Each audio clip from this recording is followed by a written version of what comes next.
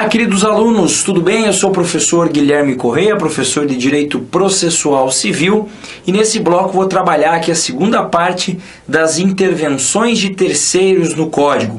A gente tem lá, para trabalhar nesse bloco, a questão do chamamento ao processo, o incidente de desconsideração da personalidade jurídica e também a intervenção do amicus curiae, tá? Lembrando que além dessas, a gente já analisou em outro bloco a denunciação da lide e a assistência simples e assistência litisconsorcial, tá?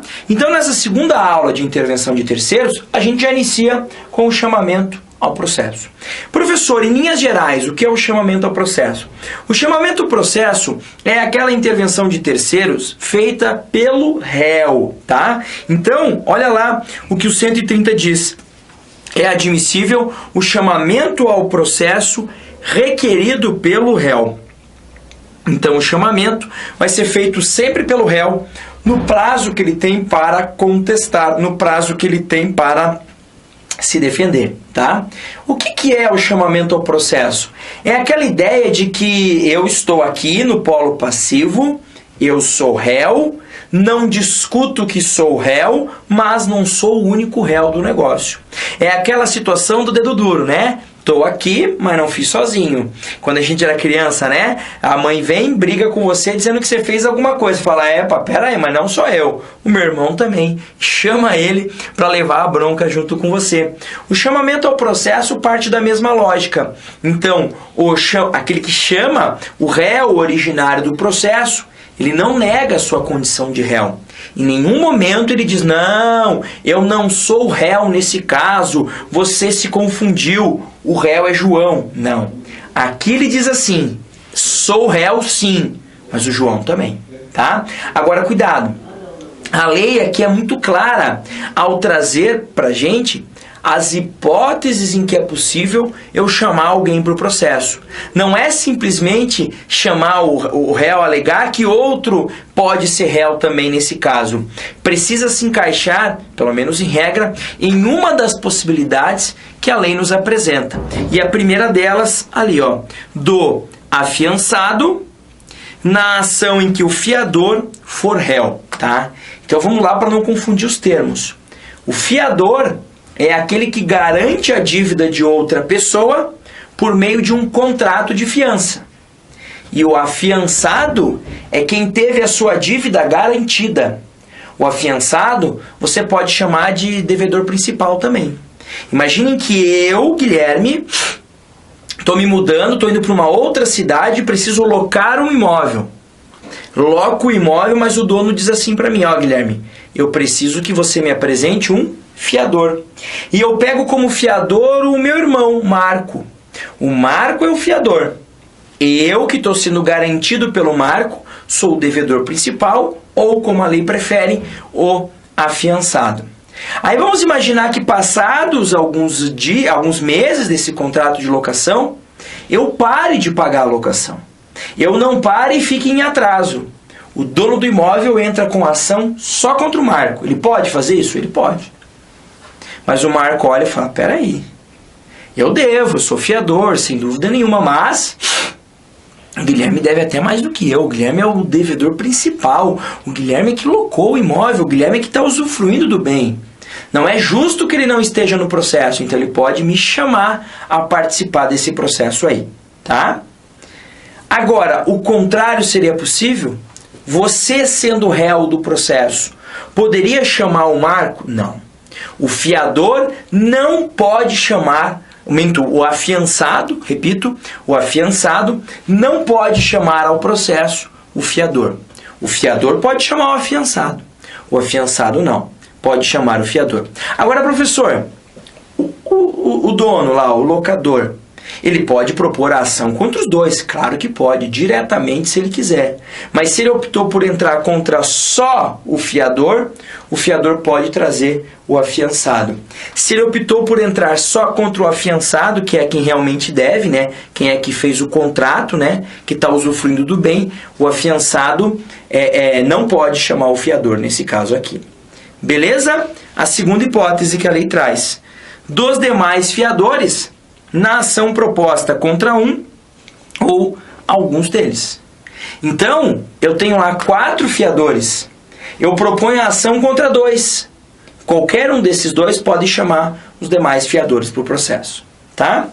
E a terceira situação, dos demais devedores solidários, quando o credor exigir de um ou de alguns o pagamento da dívida comum. Então você tem lá uma obrigação de pagar solidária. Eu tenho 5 pessoas e essas 5 pessoas devem 100 mil reais para o João. Devedores solidários, está no contrato. O João cobra de 2. Esses 2 podem chamar os outros 3 ao processo. Ok? Porque está havendo aqui uma cobrança de uma dívida integral.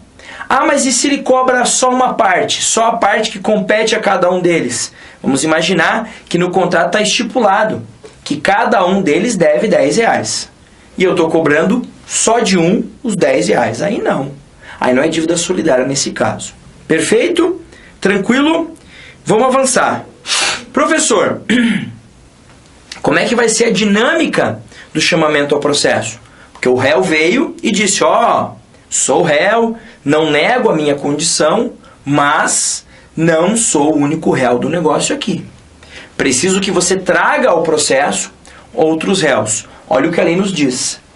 A citação daqueles que devam figurar em litisconsórcio passivo, ou seja, que também devem estar no polo passivo, será requerida pelo réu na contestação.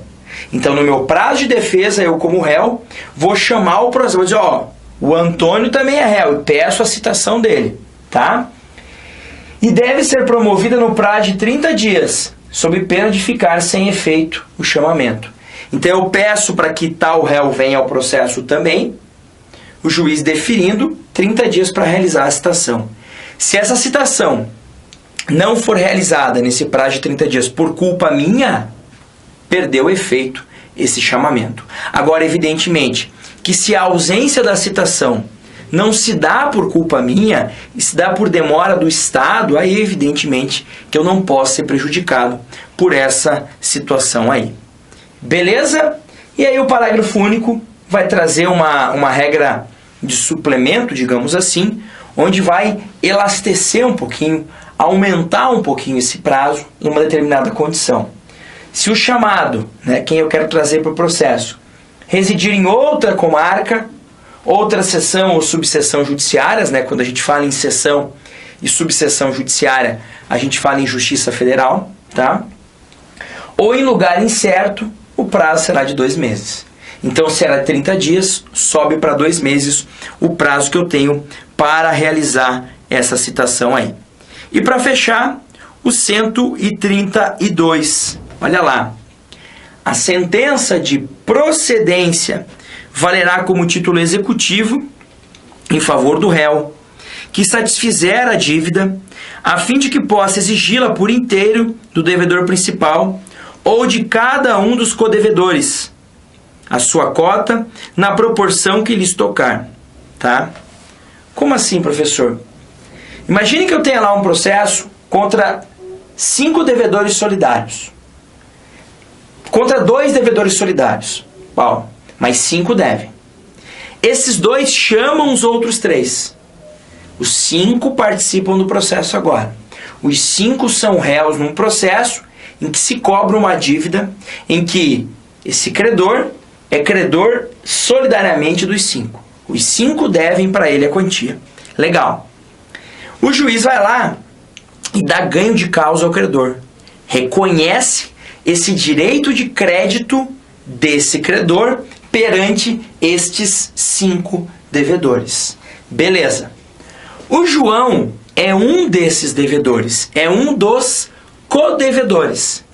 E ele pensa assim, vou pagar isso de uma vez, quero me livrar desse processo. E paga toda a dívida. 100 mil reais, 5 pessoas, ele paga os 100 mil. Ponto. É óbvio que todos eram responsáveis pelos 100 mil. Mas se a gente pegar, é uma obrigação passiva de divisão. Então, desses 100 mil, o João devia 20.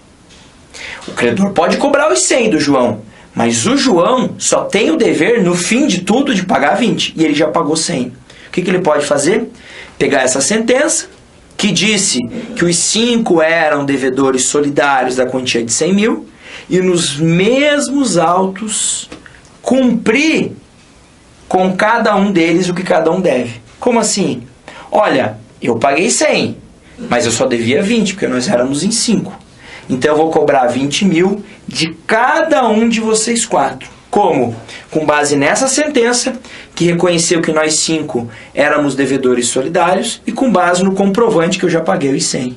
E aí eu vou poder cobrar 20 mil de cada um de vocês, para receber 80 de volta e para, de fato, só ter pago, no fim das contas, os 20 mil reais. Beleza? Esse é o chamamento ao processo. Agora a gente entra num outro tipo de intervenção de terceiro, um pouco diferentona, que é o incidente de desconsideração da personalidade jurídica. Talvez o mais legislado de todos, mas, na minha opinião, também o mais simples. Primeira coisa importante é o seguinte: professor, o que é desconsiderar a personalidade jurídica? Isso não é assunto de processo civil. Então eu vou dar uma explicação para você muito simples, tá? Muito simples.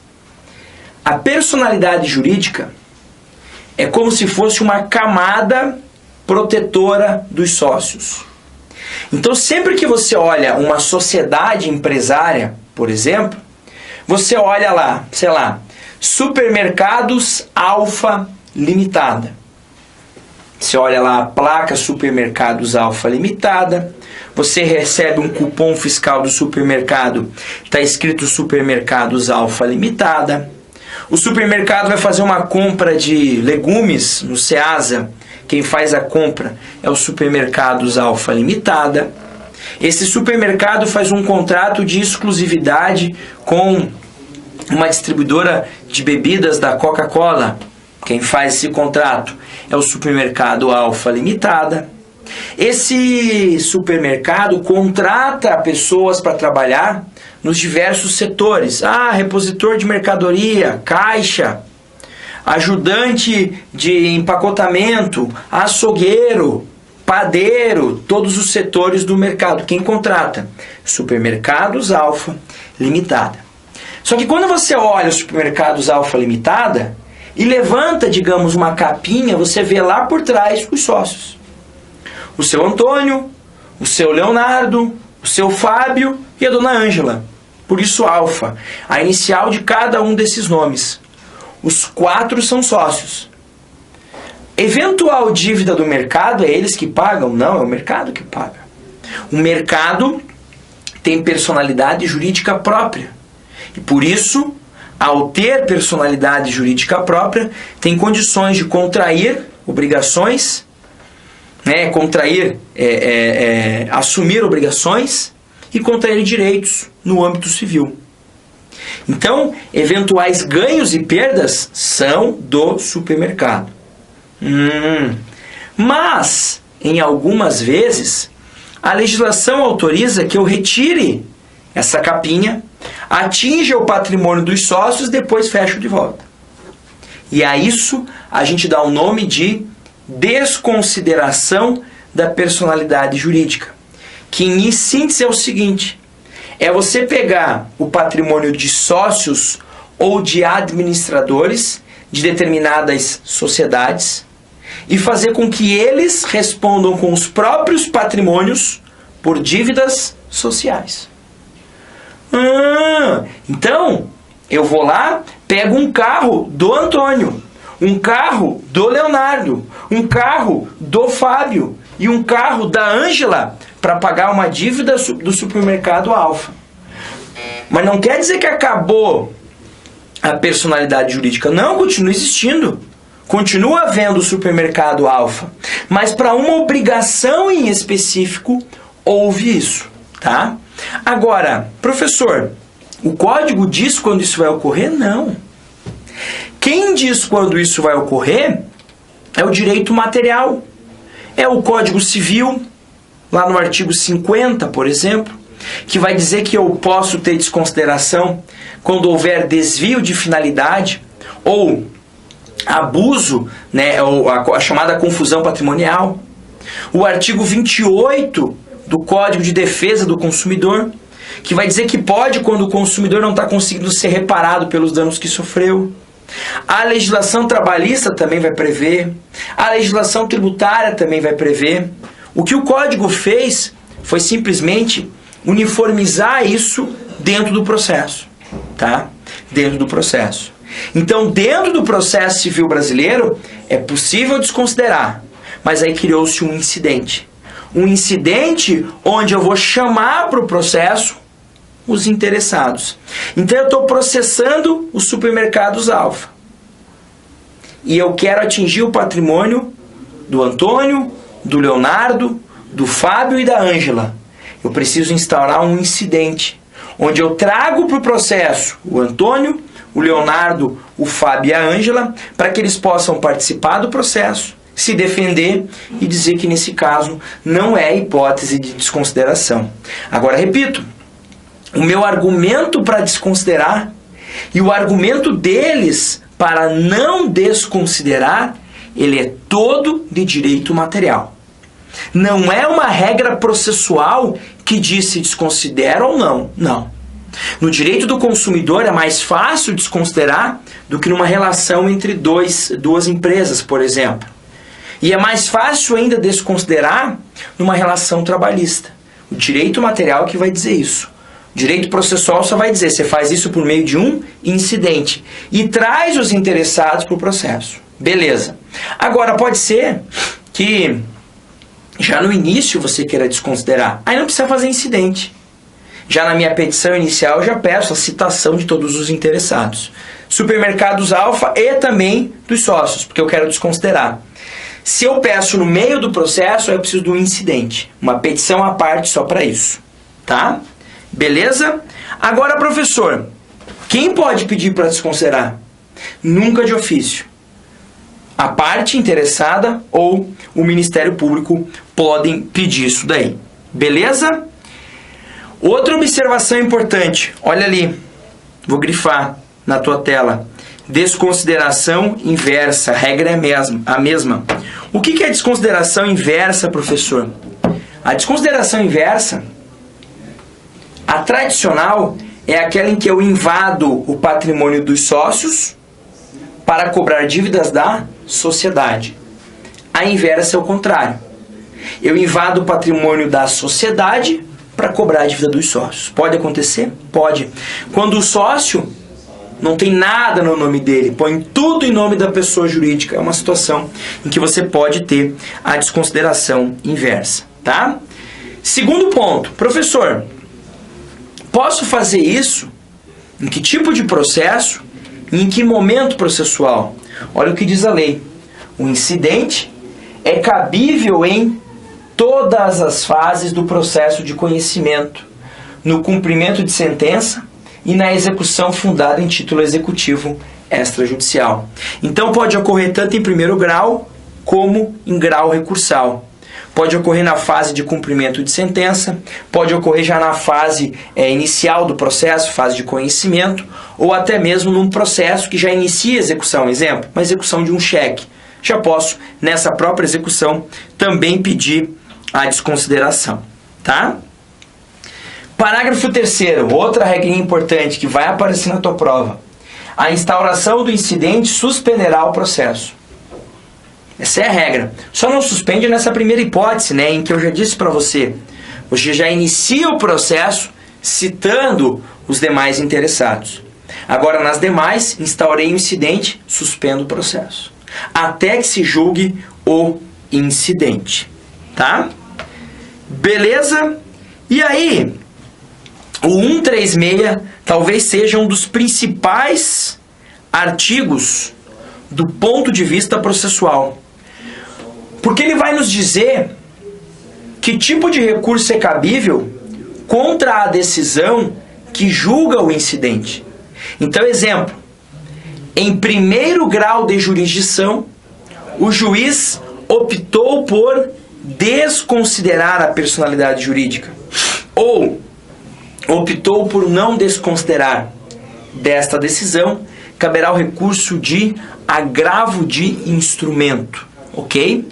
Agora, se isso ocorre no tribunal, vai ocorrer por meio de uma decisão monocrática de um relator. Então, sozinho, o relator vai decidir. Contra essa decisão, caberá o recurso de agravo interno.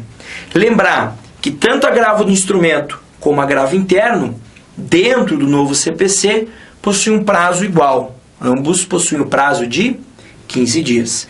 Então, qual o recurso cabível contra a decisão que julga o incidente?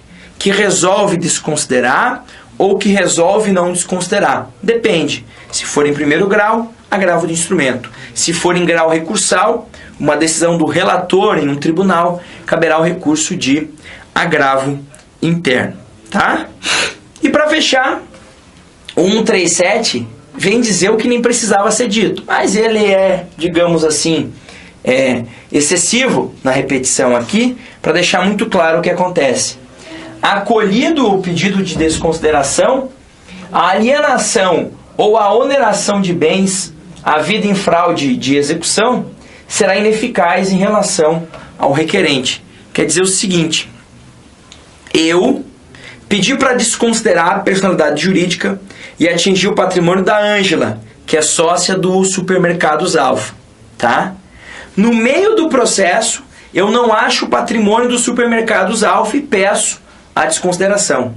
Quando eu peço, a Ângela se liga e vende o patrimônio dela inteiro para outra pessoa.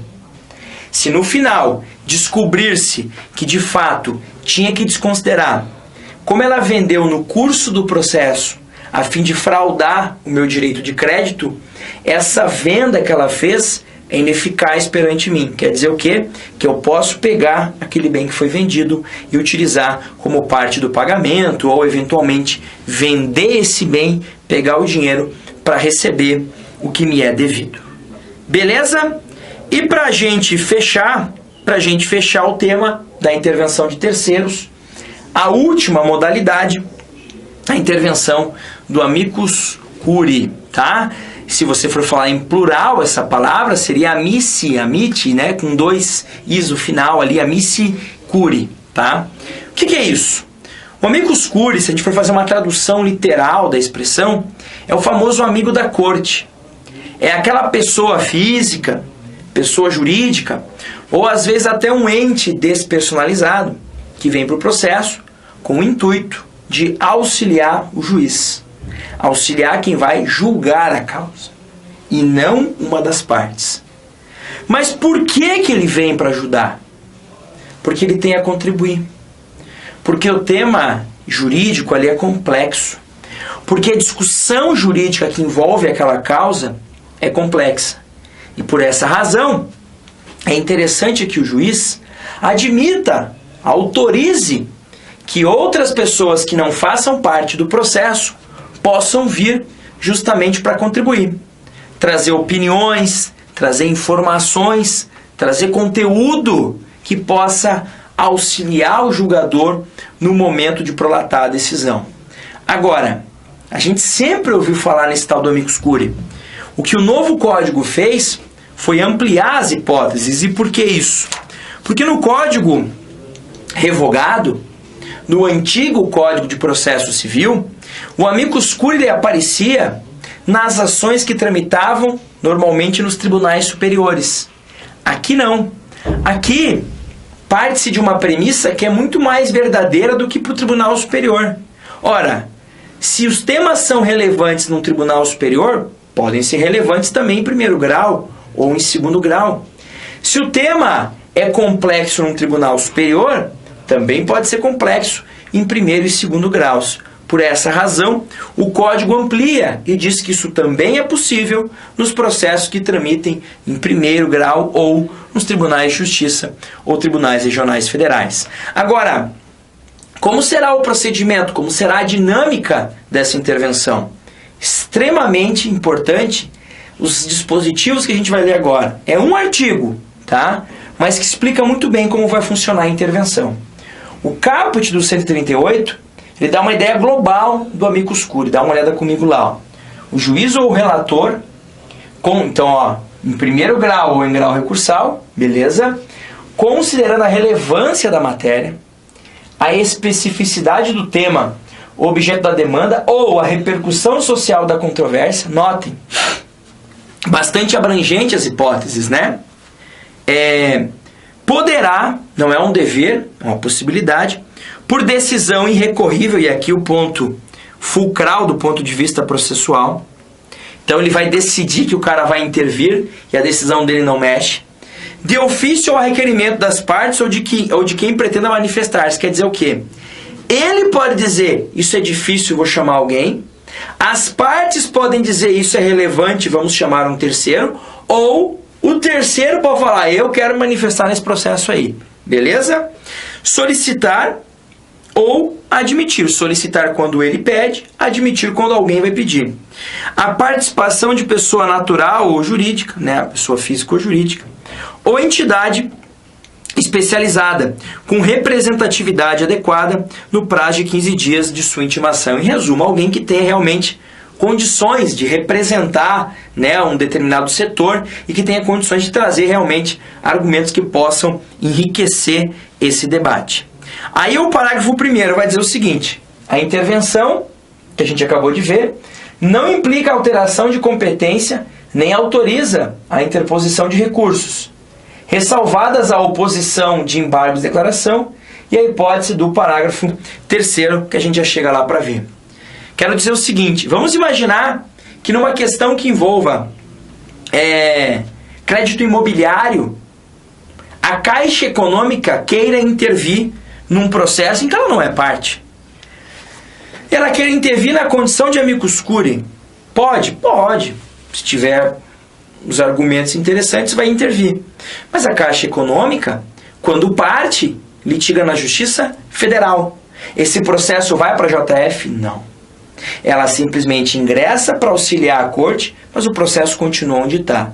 E ela não pode recorrer de eventual decisão que ali seja tomada, salvo a apresentação de embargos de declaração, que é aquele recurso que você bem sabe, não é para modificar a decisão em si, mas para aperfeiçoá-la, né? Corrigir uma omissão, uma obscuridade, uma contradição ou um erro material. Tá?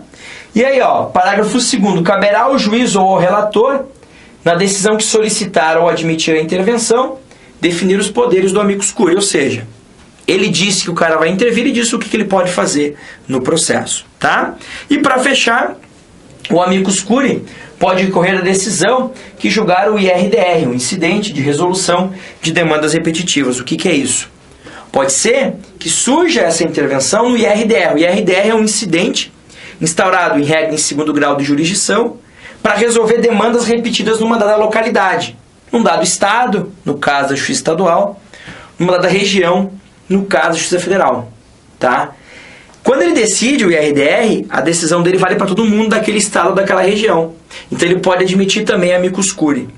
Desse acórdão que julga o IRDR, o amicus curiae vai poder recorrer sem nenhum problema. Se não for nesses casos, o amicus curiae simplesmente poderá apresentar recurso de embargo de declaração, repito, que é aquele recurso para aperfeiçoar a decisão, corrigindo eventuais omissões, contradições, obscuridades ou errinhos materiais. Beleza? Então, após esse panorama geral aqui das intervenções de terceiros, conseguimos ver todas, né? As duas modalidades de assistência, denunciação da lide, chamamento ao processo, o incidente de desconsideração da personalidade jurídica e agora, por fim, o amicus curiae. Um grande abraço, continue estudando e até mais.